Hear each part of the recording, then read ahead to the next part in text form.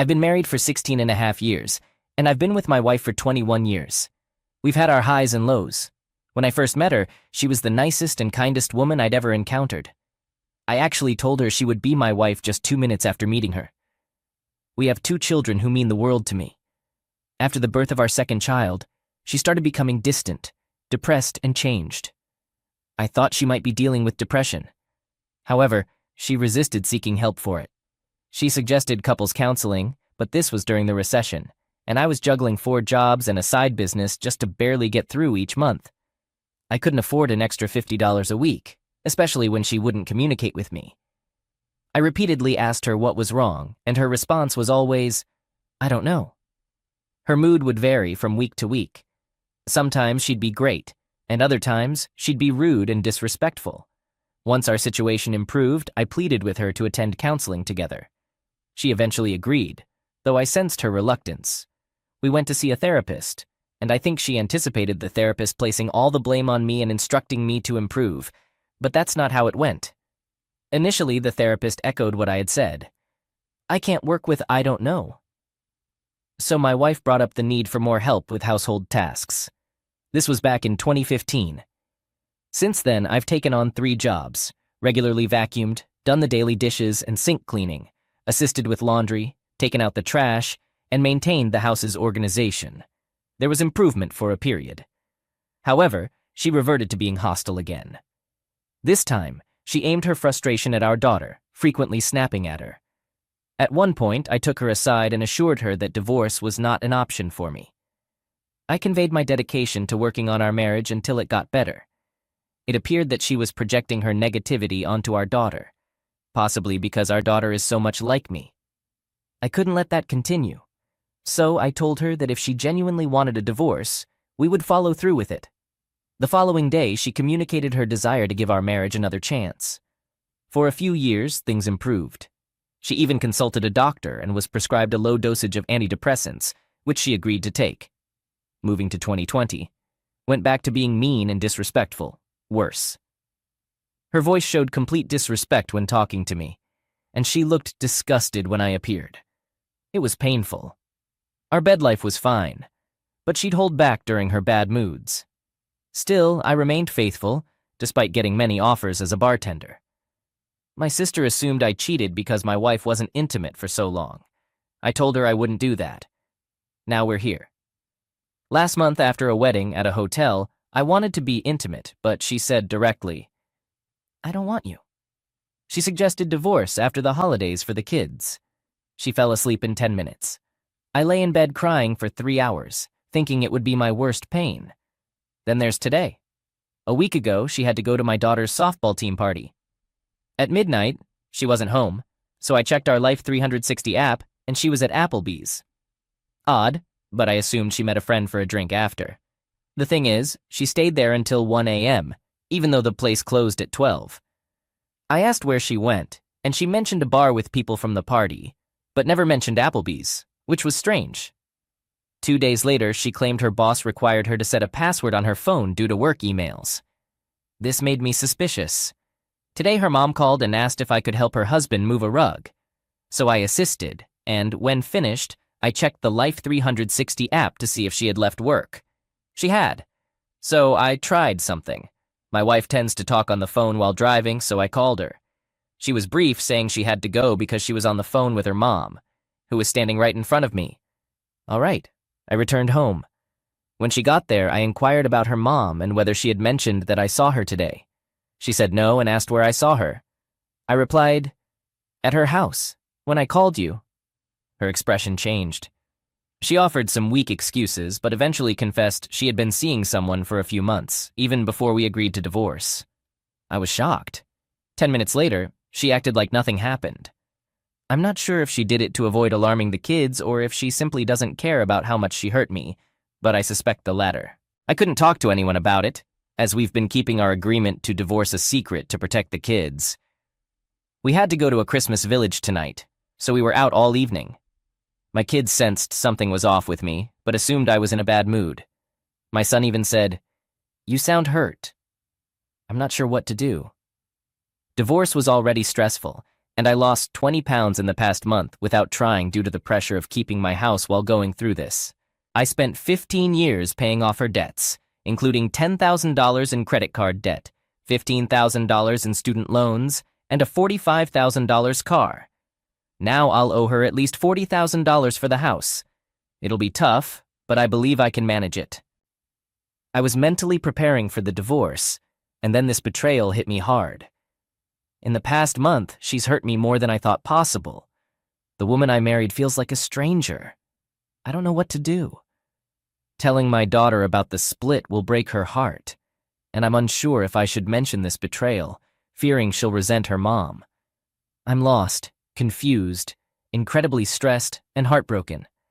I look at my wife, and she appears completely indifferent. Thank you for listening. I'm not sure if what I wrote is allowed or too off topic, but I appreciate it, because typing it out and getting it off my chest feels therapeutic, even though I'm typing this with tears streaming down my face. 3-month update from D-Day. I received a lot of advice on my first post. Check my submission history to see the original story. But I chose to trust my instincts on how to proceed, and it's going decently. It's still not over, which was expected given the short time. Anyway, about a week after my post, I discovered the guy's name when she was sending a Facebook message on her computer. Apparently, that's their only way of communicating. Probably because he's married with 3 kids. He's also a wealthy doctor. That discovery really hit hard for a guy working 3 jobs just to get by. On Christmas, I found out she had informed her entire family that we were getting divorced, along with my sister and my cousins' wives. In the meantime, I hadn't told anyone yet, fearing it might reach my kids before the holidays ended. Her mom was upset, thinking she was making a huge mistake. The same went for my sister and her best friend. She, however, didn't care. Naturally, she left out the part about her infidelity. I couldn't talk to her mom during Christmas because she was already close to tears, and I didn't want to give any hints to my kids. So I arranged to talk to her a few days later. The following day, my wife and I sat down to talk. I expressed that I didn't want her to see the guy until everything was settled. I found it disrespectful, and if we were going to divorce as friends, she shouldn't treat a friend that way. She agreed. Then we discussed how we'd divide things. I think I did all right. No alimony, no child support, equal custody, 50/50ths. We both provide clothing for the kids, and everything else is split evenly. I'm keeping the house, and I need to pay her $43,000 in equity. Ultimately, she ended up with around $40,000, owing her dad $10,000, an 800 credit score, and no debt, all thanks to me. When I finally spoke to her mom, I learned that when she knew we were going to talk, she confessed to her mom. At first, she'd lied about cheating, but later admitted the truth. My mother-in-law was furious and gave her a strong talking to. Then she tearfully expressed her fear that I might cut her out of my life, which I assured her would never happen. Fast forward to mid-January. Now I've lost 40 pounds. I go to the gym daily to manage stress. Now we have to tell my kids. I told her I wouldn't lie to them, but I wouldn't just expose her either. I said if they asked, I'd try to steer the conversation differently. She felt the same way. The thing is, I knew my daughter wouldn't accept this easily. She's basically a 14-year-old version of me and can spot deception from a distance. And that's exactly what happened. Even before we could say anything, my daughter asked if we were getting divorced as soon as we sat them down. My wife confirmed it, and my kids started crying. I saw them crying, and it made me cry too. Then, my wife made a major mistake. She said, "Listen, we both want this." And that's when my daughter unleashed everything she had on her. She yelled, "That's nonsense. My father would never want this. You want this. Look at him. He's crying. I've never seen him cry before. This is all on you."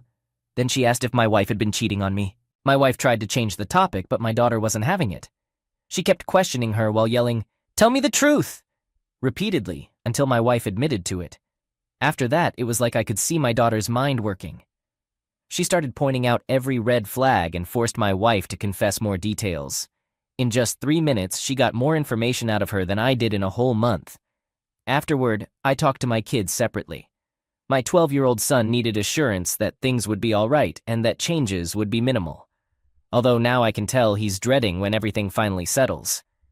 My daughter told me she cried for me, not for herself. I had to be hurt because of this situation. I comforted my daughter and made her feel better. Then she asked me to make her a promise. I've never broken a promise to my kids, so she wanted me to promise that if, when all of this is over, my wife loses her new house and needs a place to stay for a while, I would let her stay here. Despite everything happening, she could have asked for anything, yet she cared for her mom. I couldn't refuse. When she talked to her mom, she asked her to promise to stop talking to the guy. Unfortunately, my wife broke that promise after just 2 weeks. Since then, she's been sneaking around again, meeting him for short periods of time at places like Target. I caught her once more and we had another big argument. Once again, she agreed to stop seeing him, even though she still talks to him. Apparently, she now has feelings for him. As I mentioned, my daughter can see through her, so eventually she'll realize that my wife broke that promise. I don't need to be the one to tell her. Right now, I'm in the process of refinancing my house and my wife is searching for her own place. Her wealthy aunt is co-signing for her, so hopefully she'll find something soon. Also, there's one more thing, and I understand this might be controversial here. Yes, I have evidence. And yes, I now know everything about this guy, but I've made the decision not to tell his wife.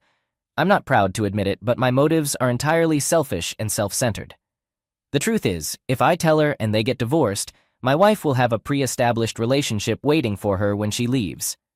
A wealthy guy who, even after divorce, will still have plenty of money to take her on lavish dates, nice vacations, assist with her bills, etc., while I struggle.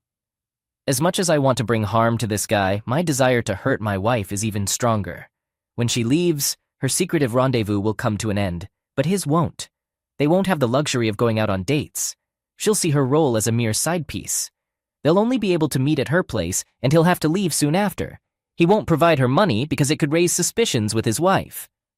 Now that she has feelings for him, she'll witness whether he's willing to leave his wife and family for her. I'm guessing he won't, but if he does, that's his choice. He'll have to be the one with the courage to make that decision. I won't do his dirty work for him. This is what occurred with her wealthy aunt. She got involved with a married man, the wife discovered the truth and left, and she moved right in. She went from being a struggling single mother to a millionaire. This scenario might unfold with my wife, but I won't contribute to making it happen. It's been 16 months since I found out. Here's an update. If you check my post history, you'll see what happened. I caught my wife cheating after nearly 17 years of marriage.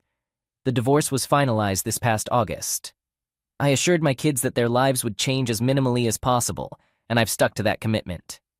In August, we completed the divorce. She was looking for homes while still living here. She lost in 16 bidding wars. I found a house nearby that she liked. I talked to the owner and he let her have it without entertaining other offers.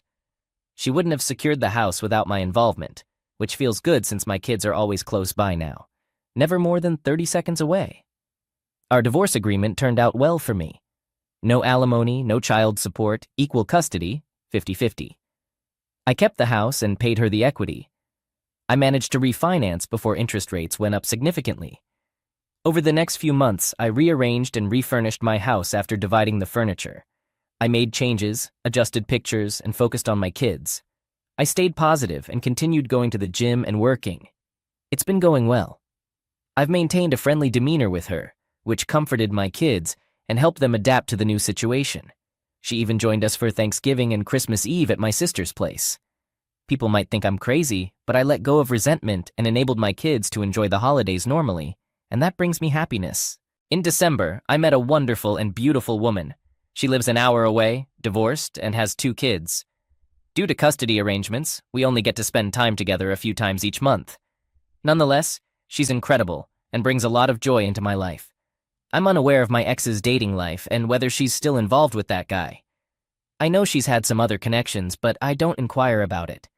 I do know that one night, 3 weeks after she moved out, she went on a date and ended up getting attacked by 4 girls. I can't deny that it made me chuckle. Regarding the guy she cheated on me with, we share some mutual friends whom I've confided in. One couple, who are also friends with me, saw him with his family at an event and began discussing me in their presence. They mentioned that I knew about him but hadn't taken action yet. They went on to say things like, if he decides to confront him, they won't discover that guy's body for decades. All while laughing and watching him squirm without revealing that they knew he was involved. I doubt my ex informed him that I was aware of the affair, so that might have been a surprise for him. I'm sure I'll cross paths with him eventually, but I'm not actively seeking it out. So, after 16 months since D-Day, I have a new girlfriend, a strong relationship with my kids, a satisfying work life, excellent physical shape, and financial stability. I believe things couldn't have worked out better for me. For those currently going through a similar situation, here's my advice. Stay positive. Don't let resentment and negativity take over your life. If you're not financially well off, try to sit down with your spouse and come to an agreement without involving lawyers. This way, you'll have some funds to move forward with. If you have kids, make an effort to maintain a cordial relationship with your spouse. I understand how challenging this can be, but you're doing it for your children, not for your ex-partner. Engaging in regular exercise is an excellent way to reduce stress. Find a gym and start going. It'll benefit both your mental and physical well-being. Keep in mind that every situation is unique. Discover the path that suits your circumstances the best. Once they're no longer in your life, remember that they're truly gone. There's little chance they'll come back, and even if they do, it might not be in your best interest. Trust is irreparably damaged. So move forward and seek someone who truly deserves you. If you don't often meet people in real life, consider trying a dating app like Bumble. They can be effective. This update might not be as dramatic as some in this community would like, but things have turned out positively for me and my kids. That's what truly matters. I'm much happier now than I was after my initial post, and I believe that's the ultimate aim of this community. So, thanks for the kindness and support. They made a significant difference. Story 2. Background. My girlfriend Hannah and I both grew up in a big town with almost 20,000 people. Even though we attended the same high school, we never crossed paths or talked. We only started having serious conversations a couple of years ago. After finishing college, I got a job that involved a lot of travel around the state. I requested an office in the branch of my hometown because I wanted to handle business not just statewide, but also in my own town. They agreed since there was no other business representative there. After a few months, I established a routine of spending 1 to 2 weeks at the city office, another week in my hometown, and then 1 to 2 weeks traveling around the rest of the country. Around a year later, I decided to purchase a house in my hometown. That's when I met Hannah at a party. It was a Friday, and I had just returned from one of my trips. I was at my office checking some paperwork when Craig, who's both the managing director and a colleague, walked in. Craig and I grew up together in the same close-knit town, although we went to different high schools. However, our bond grew stronger after we returned from college. He asked how things were, and then invited me to a house party he and some buddies were throwing that evening. It was a bit short notice, but I agreed because I thought having a few drinks with friends would be good. At the party, Craig introduced me to Hannah. She was a new employee at the branch where my hometown's office was located and was getting to know everyone. Since we had attended the same high school, we hit it off right away. The party went really well. Hannah got along with my parents, and her parents also approved of me. They were happy that someone could bring her the happiness she deserved, especially since she had faced relationship issues and struggled with depression in the past. I won't go into too many details, but after 2 years of dating, we decided to take the next step, and she moved into my house in my hometown. Things were great for almost a year, and then things started to change. Our FaceTime sessions became shorter, or she claimed to be too busy to answer the phone. Suddenly, neighbors began telling me about a car resembling my friend Craig's, a black Chevrolet Camaro. I was consistently noticing my car parked in the back alley near my house whenever I was away. Also, I found clothes in my wardrobe that weren't mine. These signs strongly suggested that she might be cheating, but she assured me that my suspicions were unfounded. She claimed that Craig would occasionally visit to discuss work matters, but he never stayed overnight. I chose to disregard it, thinking I was just being overly anxious. I continued acting as if nothing was amiss, but a nagging feeling persisted that things weren't quite right. Nearly 6 months later, I uncovered her lies. I had finished a significant contract with a new company, and negotiations ended sooner than expected. Instead of staying away for a few days, I decided to book an early flight home and surprise everyone. After a few hours, I reached my hometown and headed down the alley behind my house, planning to enter without being noticed and surprise Hannah. Yet, a part of me was curious about the mystery car's presence. As expected, a car was blocking the back entrance gate. I sat there, feeling confused for a moment, considering the possibility of an oblivious neighbor parking the car. It didn't take long for me to recognize Craig's black Chevy Camaro. The tall hedge I'd planted for privacy prevented me from recognizing my own place right away. I pulled up behind his car, getting out and finding it strange that he was there so late. After all, Hannah had claimed he always left by now. Approaching the back of the house, I saw something that hit me like a ton of bricks. In my kitchen, Hannah and Craig were passionately involved with each other. My heart sank, and time seemed to stand still. There they were, my close friend and my girlfriend, engaged in an intimate act on my dining table in my own house. I was paralyzed, not knowing what to do. My mind raced with countless thoughts. Was this a dream or reality? Why were they engaging in this behavior in my home? Feeling defeated, I turned and left without them even noticing. I drove for what felt like an eternity, tears streaming down my face. My sorrow quickly transformed into anger. I had a strong desire to hurt them badly. However, I was someone who rejected violence. It was then that I made up my mind to punish them both and shatter their lives. And what better time to start than now? I drove back up the alley, positioning myself far enough from my driveway to keep an eye on Craig's car. I walked to the gate, allowing me to peer into the house, and dialed her phone. As it rang, both of them glanced at the caller ID, shock evident on their faces when they saw my name. She seemed to consider answering, but they let the call go unanswered for a brief moment before resuming their previous activities. I called again, and this time she answered while still engaged with him. I ended the call and returned to my car. Shortly after, she called me back asking why I was calling so late. I explained that I was about 15 minutes away from home and wanted to avoid startling her when I arrived. She appeared surprised and acted pleased that I was on my way. The call ended quickly as she mentioned getting up to change. I said goodbye and hung up. Within moments, Craig dashed through the gate partially dressed, hopped into his car, and sped away. I chuckled a bit, knowing the fear they must have felt being on the brink of getting caught. I waited a while before driving my car to the same spot Craig had occupied earlier. The night remained relatively uneventful after that. It wasn't until after she had fallen asleep that I got up and headed to my office down the hallway. Sleep eluded me. I felt the need to strategize, and strategize I did for my revenge. My mother had always taught me to be a pacifist and let universal karma take its course. But on this occasion, I believed that karma could use a helping hand. I chose to enact separate punishments on both of them, with the intention of completely ruining their lives. I was aware that Craig had a pills obsession, though not a severe one. He managed to keep it under wraps. I stumbled upon this knowledge by accident when I walked into his office and saw some snow. I acted as though I hadn't noticed, allowing him to hide his habit. It was a favor to him, as our workplace had a strict policy against substance abuse. A few weeks later, I had friends over, including Craig, for drinks. After making sure he was quite intoxicated, I suggested he stay the night and sleep off his inebriation until the early morning hours. I took hold of his office keys and drove to our branch office.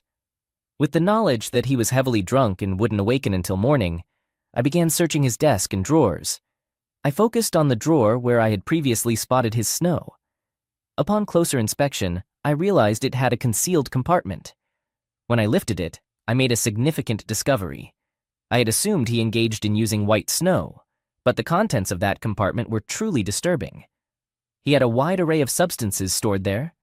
I took photographs and carefully restored everything to its original position. Prior to leaving, I discreetly placed a small button camera I had acquired from Alibaba above the door, securing it at an excellent price. With everything in place, my plan was gradually coming together. Judging by the assortment of pills in his drawer, it seemed that Craig was likely using substances at least twice a day.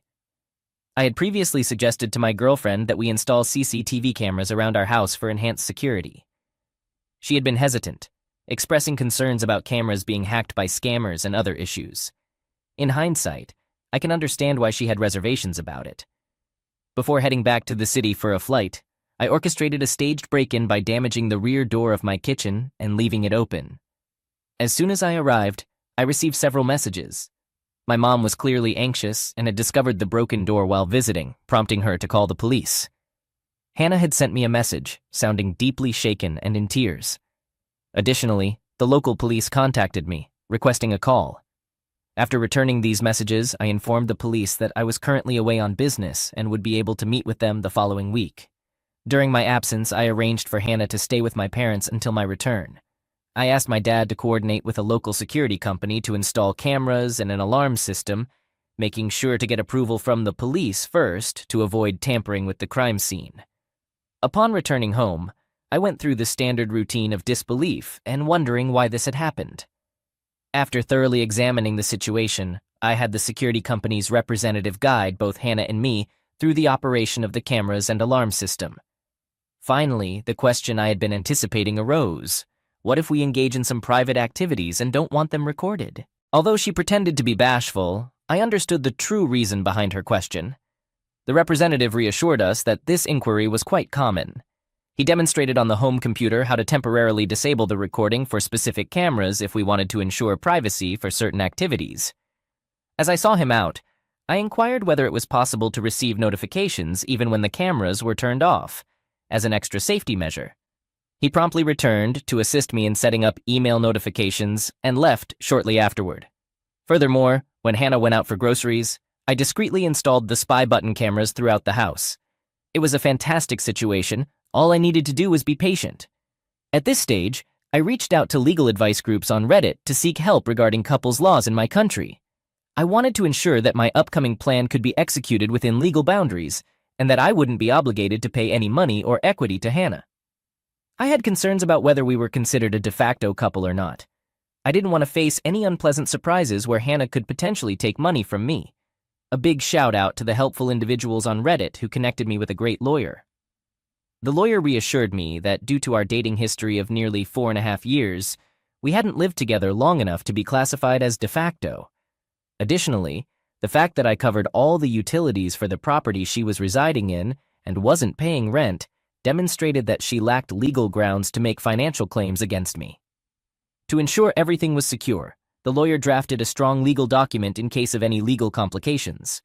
More positive news followed as my boss approached me the next week, offering me a promotion to return to the city and lead the team. I was a part of a team, which meant I wouldn't need to travel as often and could be stationed in one location. Due to the success of the office in my hometown, they were considering having 5 to 7 representatives spend 1 to 2 weeks in larger surrounding towns, including my hometown. As part of my team, I agreed to this plan and began the process of initiating my transfer, which would take about 6 weeks. The timing was perfect, allowing me enough time to gather all the evidence I needed. Upon returning to my hometown the following week, I set my plan into motion. I asked Craig for a favor to approve 1 week of vacation for Hannah over the next 2 weeks. I suggested that she and a couple of friends could go on a short break. Craig agreed enthusiastically and congratulated me on taking a significant step for the second time in my life. He even gave me a big hug. Little did he know the true reason behind my request. He also blocked out the week on the schedule for me. I requested him to keep it a secret as I wanted it to be a big surprise. I knew that if he spread the news, everyone in the office would soon find out. Still, that was my plan. That evening, I informed Hannah that I had booked a tropical spa resort trip for her and 2 friends. I assured her that all expenses were covered for a week. I encouraged her to choose her friends and return to an amazing surprise when she got back. I also mentioned that I would be spending the following week in the city, preparing for a crucial client meeting and coordinating my team's efforts before flying out the next week. I explained that I wouldn't be home until the Monday she was leaving, which seemed to disappoint her a bit. However, I reassured her that it would be worth the wait when she returned. What I didn't reveal to her was that I had actually planned to take a 2-week vacation on the other side of the country. I mentally prepared myself for the turmoil that would unfold once she stepped onto the plane, all while savoring the initial taste of freedom. 2 weeks later, on a Sunday, I flew back and started driving home. Upon arriving, I did a quick check of my house. As expected, Craig's car was parked there, just like the first night I had caught them. I parked a bit away and checked the live CCTV cameras. However, I couldn't spot them anywhere. I switched to the spy cameras, including the one hidden in the bedside lamp. I discovered them in the act in our bedroom. We hadn't placed any CCTV cameras in our bedroom, so I assumed she felt it was a safe spot on our bed. It wasn't a shock to me, though, as I had been consistently recording their actions over the 2 weeks of my absence. Without revealing my identity, I made my first call to the police, blocking my caller ID. I reported a suspicious person in a car lurking in the alley behind my house.